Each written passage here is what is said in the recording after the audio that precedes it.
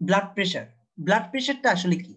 আমরা যদি একটা জিনিস চিন্তা করি, আমাদের একটা পাইপ আছে, এরকম একটা পাইপ আছে যেখানের মধ্যে যেখানের মধ্যে পানি ফ্লো করতেছে, ঠিক আছে? আমাদের যে আমাদের পানির যে লাইন আছে, ওখানে যে পানিটা ফ্লো করে, এখানে যদি তুমি একটা ফুটা করো, তাহলে দেখবা পানিটা এরকম ছলকায় বের হয়ে আসতেছে, ছিটকে দিয়ে বের হয়ে আসতেছে। কারণ কি? কারণ হচ্ছে পানিটা যখনই মুভ করে সে তার ওয়ালে একটা প্রেসার দেয়। এটা সব লিকুইডের জন্য, সব লিকুইড তার ওয়ালে একটা প্রেসার দিবে, ঠিক আছে? এই জন্যই তুমি দেখবা যখন গরু কোরবানি দেওয়া হয়, তখন কি হয়, রক্তটা একদম ছিটকে আসে, এরকম করে ছিটকে আসে। কারণ কি? প্রত্যেকটা ব্লাডের একটা প্রেসার থাকে, ঠিক আছে? হ্যাঁ, তুমি বলতে পারো যে মাঝে মাঝে আমরা যখন হাত পা কাটি তখন তো রক্ত চুয়ে চুয়ে পড়ে। কেন ওটা চুয়ে চুয়ে পড়ে, কেন ছিটকে আসে না কেন? কারণ হচ্ছে ওটা ভেইন কাটে। তুমি যখন তোমার হাত পা কাটো, আমরা জানি ভেইন সবসময় উপরে থাকে, আর্টারি খুব ভিতরে থাকে। তুমি যখন হাত পা মূলত কাটো, তুমি তোমার ভেইন কাটো। ভেইনের মধ্যে মাসেল খুব কম থাকে, এটা আমরা আগের ক্লাসেই পড়ছিলাম। মাসেল কম থাকলে এটা প্রেসার খুব একটা দিতে পারে না, দ্যাটস ওয়াই চুয়ে চুয়ে পড়ে। কিন্তু ফিনকি দিয়ে পড়ে কখন? যখন তুমি ডিপে কাটো, যেমন গরু যখন জবাই করা হয় অনেক গভীরে কাটা হয়, তখন হচ্ছে আর্টারি কেটে যায়, আর্টারিতে প্রচুর মাসেল থাকে, এজন্য অনেক প্রেসার থাকে, এটা হচ্ছে ছিটকে বের হয়। এবং এবার তুমি চিন্তা করো, একটা আর্টারি যখন কাটে তাহলে ছিটকে যদি বের হয়, এখন আমাদের ব্লাড প্রেশার কন্টিনিউয়াসলি একটা প্রেশার থাকবেই। এখন ব্লাড প্রেশারের দুইটা রেঞ্জ আছে, একটাকে বলা হয় সিস্টোলিক ব্লাড প্রেশার, আরেকটাকে বলা হয় diastolic blood pressure. Diastolic blood প্রেশারটা কি? নর্মালি ব্লাড যখন মুভ করতেছে, তোমার ব্লাড ভেসেল, ধরো এটা তোমার ব্লাড ভেসেল, ঠিক আছে? নর্মালি ব্লাড যখন মুভ করতেছে তার তো একটা প্রেশার থাকবেই। এখন তুমি চিন্তা করো, হার্টের মধ্যে দুইটা স্টেজ ছিল, একটা ছিল সিস্টোল আর একটা ছিল ডায়াস্টোল। নর্মালি ডায়াস্টোল মানে কি? ব্লাড যা ছিল সব বের করে দিছে, আউটপুট করে দিছে, তারপর থেমে গেছে, হার্ট কোনো চাপ দিচ্ছে না। এই সময় তোমার ব্লাডের যে প্রেশারটা, ওটাকে বলা হচ্ছে ডায়াস্টোলিক ব্লাড প্রেশার। কিন্তু একটু পরে আবার তো সিস্টোল হবে, সিস্টোল হলে আরো কিছু ব্লাড গিয়ে এক্সট্রা একটা প্রেসার ক্রিয়েট করতেছে না, এটাকে ফুলায় ফেলতেছে, এক্সট্রা একটা প্রেসার ক্রিয়েট করতেছে না? তাহলে কিছুক্ষণ পরপর একটা এক্সট্রা, তুমি যদি তোমার হাতে পালসটা চেক করো, দেখবে একটু পরপর একটা একটা ধাক্কা খাচ্ছে হাতে, ঠিক আছে? তোমার বুড়ো আঙ্গুল, ধরো এটা তোমার বুড়ো আঙ্গুল, আমার আঁকা বিশ্রী হয়েছে, এই বুড়ো আঙ্গুলের এই জায়গায় তুমি যদি হাত দিয়ে দেখো, দেখবে একটু পরপর কিছু একটা তোমাকে ধাক্কা দিচ্ছে আঙ্গুলটাতে। তাহলে ধাক্কাটা কি? কিছুক্ষণ পর যে হার্ট যে চাপ দিচ্ছে, ভেন্ট্রিকুলার ডায়াস্টল হচ্ছে, এক্সট্রা ব্লাড যেটা আসে, ওটার কারণে তোমার নর্মাল প্রেশারের থেকে প্রেশারটা একটু রাইজ করে। ধরো নর্মাল প্রেশার ছিল এরকম, এরকম, যখনই ভেন্ট্রিকুলার সিস্টল হয় তখন প্রেশারটা রাইজ করে অনেক উপরে উঠে যায়, ঠিক আছে? তাহলে যখন রাইজ করে তখন এটাকে কি বলা যাচ্ছে? এটাকে বলা যাচ্ছে সিস্টোলিক ব্লাড প্রেশার। আর যখন কমে থাকে ওটাকে বলা হচ্ছে ডায়াস্টোলিক ব্লাড প্রেশার। তাহলে হাইয়েস্ট ব্লাড প্রেশার কোনটা? যখন ভেন্ট্রিকল প্রেশার দিচ্ছে, তখন যে ব্লাড প্রেশারটা সাধারণত 120 মিলিমিটার অফ মার্কারি, এর বেশি কখনো প্রেশার হতে পারে না, এটাই প্রেশার। মানে তোমার যে ব্লাড ভেসেলটা আছে এখানে যখন এক্সট্রা ব্লাডটা আসতেছে, এটা ঠেলে একটা প্রেশার দিচ্ছে, ওটা হচ্ছে 120। আর নর্মালি ওই ওই ওয়েভটা যখন সিস্টলের ওয়েভটা শেষ হয়ে গেল, সিস্টল শেষ হয়ে গেল, তারপর হচ্ছে নর্মালি প্রেশারটা সাধারণত 80 মিলিমিটার অফ মার্কারির নিচে নামে না। ওকে, এখন আমরা কিভাবে হিসাব করি? আমরা এরকম একটা যন্ত্র নিই, এরকম একটা যন্ত্র নিই, ধরো ধরো এটা তোমার ব্লাড ভেসেল, এটা তোমার ব্লাড ভেসেল, এই যন্ত্রটা, এই তোমার হাত, এটা ধরো তোমার হাত, আমরা একটা ছবি আঁকি, এইটা তোমার হাত, এটা তোমার হাত, এখানের মধ্যেও ব্লাড, হার্ট থেকে একটা আর্টারি আসতেছে, যেটা যখন ভেন্ট্রিকেল হয়, ভেন্ট্রিকেলের যখন সিস্টল হয় তখন এক্সট্রা ব্লাডটা পুশ করে।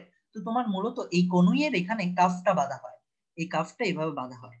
তাহলে তুমি দেখো এখানে একটা কাফ আছে, এই কাফটা তুমি বাঁধলা, বাঁধার পরে এখান থেকে হচ্ছে বাতাস ব্লো করা, চাপ দেওয়া হয়, চাপ দিলে হচ্ছে বাতাস যায়, এক্সট্রা একটা প্রেসার দেয়। তার মানে তুমি যখন কাফটা বাঁধছো, তোমার এই আর্টারির উপর একটা এক্সট্রা প্রেসার পড়তেছে, এই আর্টারির উপর একটা এক্সট্রা প্রেসার পড়তেছে, এবং তুমি প্রেসার দিতেই থাকো, দিতেই থাকো, দিতেই থাকো। এবং প্রেসার দেওয়ার সময় তুমি এখানে একটা স্টেথোস্কোপ বসাও, এখানে স্টেথোস্কোপ বসাই কান দাও, তুমি দেখো এখানের মধ্যে সাউন্ড হচ্ছে কিনা, তুমি খেয়াল করো। একটা সেকেন্ড, আমি প্রশ্ন নিচ্ছি তোমাদের, আগে এটা একটু বুঝে নাও। সো তুমি এখানে যখন চেপে ধরো তখন কি হবে? তুমি চিন্তা করো, তুমি প্রেসার রাইজ করলা, রাইজ করলা, রাইজ করলা, 80 মিলিমিটার অফ মার্কারি পর্যন্ত গেল। 80 মিলিমিটার অফ মার্কারি যাওয়ার মানে কি? নর্মাল কন্ডিশনে তোমার এই ব্লাড ভেসেলটাকে তুমি একদম ক্লোজ করে ফেলছো। কারণ কি? নর্মাল কন্ডিশনে যে প্রেসারটা ব্লাড দেয়, বাইরে থেকে তুমি সেম প্রেসারটা দিয়ে এই ভেসেলটাকে একদম ক্লোজ করে ফেলছো। তাহলে নর্মাল কন্ডিশনে দেখা যাবে ব্লাড আর মুভ করতেছে না। কিন্তু আমি জানি কিছুক্ষণ পর পর সিস্টল হয়, কিছুক্ষণ পর পর 120 মিলিমিটার অফ মার্কারি আসে, এখানে একটা ঠেলা দিয়ে এটাকে সরায়ে বাকি ব্লাডটা চলে যাবে। তাই কিছুক্ষণ পর পর তুমি একটা ডিপ ডিপ একটা সাউন্ড শুনবে। এখন তুমি বাড়াতে বাড়াতে এরপর করলা কি 120-এ নিয়ে গেলা, 120-এ নিয়ে গেলা, তখন কি তোমার সিস্টোলিক কন্ডিশনেও তুমি আর সাউন্ড শুনতে পাবা। কারণ কি সিস্টোলিক কন্ডিশনে গেলেও তুমি 120 গেলেও তুমি তো 120-এ চেপে ধরছো, তাহলে এটা কি আর এটাকে ক্রস করতে পারতেছে? তাহলে তুমি কোনো সাউন্ড, ব্লাড ধাক্কা দেওয়ার কোনো সাউন্ড শুনতে পাবা না। তার মানে কি যেই পয়েন্টে তুমি ধাক্কা দেওয়ার সাউন্ড শোনা থামাই দিছো, ধরো তুমি 140-এ নিয়ে গেলা, আস্তে আস্তে কমাচ্ছ কমাচ্ছ কমাচ্ছ, 125-এ গিয়ে ধরো এই দুপ দুপ একটা সাউন্ড শুরু হয়েছে, ঠিক আছে? এই যে ডিপ ডিপ একটা সাউন্ড শুরু হয়েছে, তার মানে কি 125টাকে ক্রস করার মতো ব্লাড প্রেশার তোমার ব্লাডের মধ্যে আছে। তখন হচ্ছে আমরা বলি যে হায়ার ব্লাড প্রেশার যেটা, ওটা হচ্ছে 125। এবার ধরো তুমি আরো কমাচ্ছ আরো কমাচ্ছ আরো কমাচ্ছ, 80-র জায়গায় ধরো 75-এ আসতো, 75-এ আসার পরে দেখা যাচ্ছে সাউন্ডটা একদম হারায় গেছে। তার মানে কি তুমি এমন প্রেসার দিচ্ছ যেটার বিরুদ্ধে ব্লাডকে যেতে কোনো কষ্টই করতে হচ্ছে না, কোনো সাউন্ড ছাড়াই চলে যাচ্ছে। কিন্তু এর আগ পর্যন্ত তুমি ধরো 90-এর দিকেও দেখা যাচ্ছিল হালকা একটু সাউন্ড পাচ্ছিল, ডিপ ডিপ হালকা একটু সাউন্ড পাচ্ছিল, 80 বা 70-এ গিয়ে আর কোনো সাউন্ড পাচ্ছ না। তার মানে কি নর্মালি ব্লাডের যে প্রেসারটা থাকে ওটার তুলনায় তোমার প্রেসারটা খুবই কম, দ্যাটস ওয়াই ব্লাড কোনো সাউন্ড তৈরি ছাড়াই চলে যেতে পারতেছে।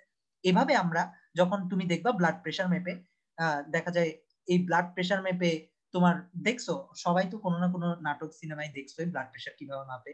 বাংলা সিনেমায় তো অদ্ভুত অদ্ভুত কাজ করে, ব্লাড প্রেসার মেপে ক্যান্সার হয়েছে বলে দেয়, ঠিক আছে, প্রেগনেন্ট হয়েছে ব্লাড প্রেসার মেপে বলে দেয়। যাক, এখানের মধ্যে তুমি চিন্তা করে দেখো, ব্লাড প্রেসার এভাবেই মাপে, তোমার lower range, upper range, systolic blood pressure, diastolic blood pressure, এভাবেই হয়।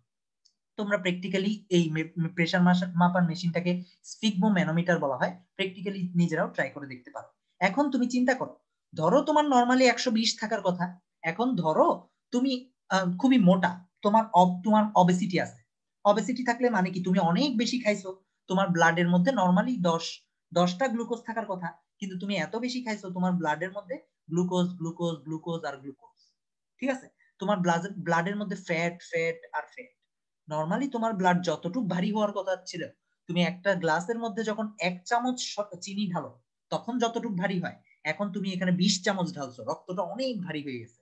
তাহলে কি হবে? ব্লাডের এখানে প্রেসার পড়বে না, এক্সট্রা এক্সট্রা একটা প্রেসার পড়বে। এই এক্সট্রা প্রেসারটাকে বলা হয় ব্লাড প্রেসার বেড়ে গেছে, টেনশন বেড়ে গেছে, ব্লাডের মধ্যে এখানে টেনশন বা প্রেসার বেড়ে গেছে, এটাকে বলা হয় হাইপার টেনশন।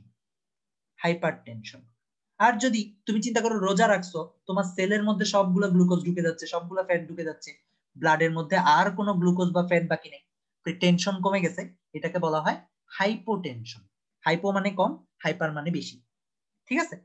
ওকে, এখন তুমি ধরো ডায়াবেটিসের রোগী, ডায়াবেটিস, তোমার ইনসুলিন নেই, সেলের মধ্যে গ্লুকোজ ঢুকতেছে না, তাহলে কি হবে?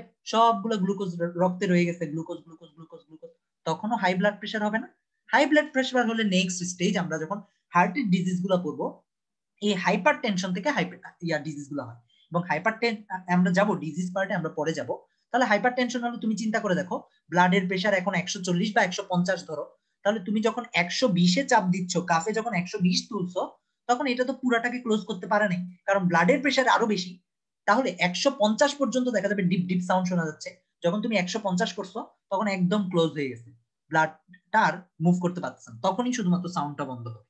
এভাবেই হচ্ছে ব্লাডের প্রেশারের হায়ার রেঞ্জ লোয়ার রেঞ্জ মাপা হয়। নর্মালি 120 টু 80 ধরা হয়, 120 হচ্ছে সিস্টোল, 80 হচ্ছে ডায়াস্টোল।